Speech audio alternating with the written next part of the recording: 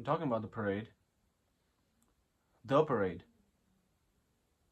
The parade! The boys that go places, that's the parade I'm talking about. Not a parade of swabbies on a wet deck. And so I ran my comb through my hair one morning and I noticed that 8 or 10 hairs had fallen out. Warning sign of future baldness. Now my hair is still thick, yes, but would it be 5 years from now? Or even 3? When the war would be over, that scared me. That's speculation. I mean, I started to have bad dreams, nightmares and cold sweats at night. And I had palpitations, and on my leaves I would get drunk and wake up in strange places with faces on the next pillow I'd never seen before. My eyes had a wild look in them in the mirror.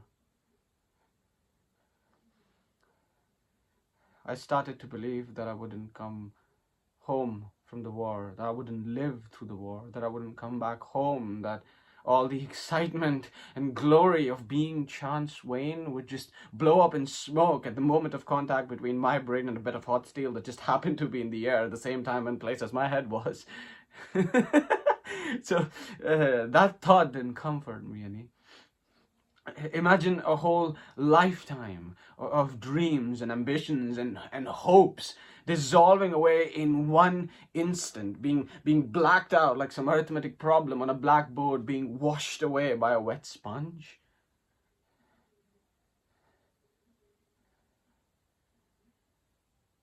So I cracked up.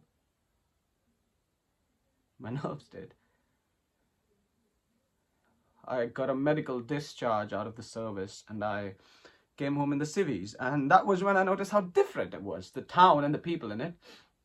No headlines in the newspapers, no. Just an item that measured 1 inch at the bottom of page 5 saying that Chance Wayne, the son of Mrs. Emily Wayne of North Front Street, had received an honourable discharge from the Navy on account of an illness and was home to recover.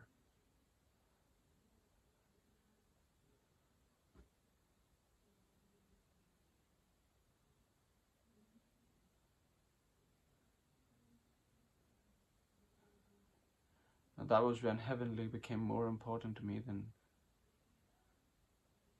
anything else.